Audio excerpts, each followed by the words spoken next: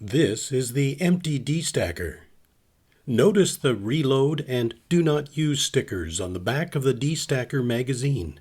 These are important message indicators to pay attention to if they get revealed when you are retrieving pallets.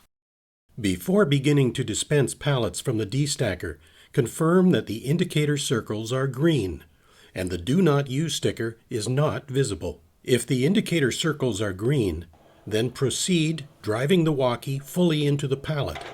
Then lift the walkie forks fully up without stopping. Do not press and stop and press when lifting. Only press and hold all the way up. Confirm that the yellow light turns on.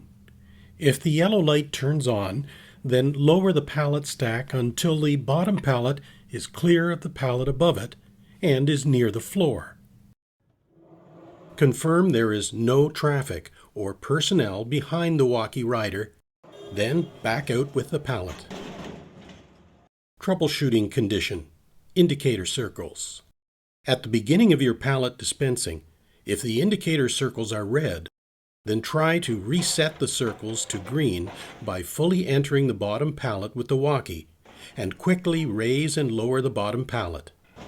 If the circles switch to green, then continue with normal dispensing operations.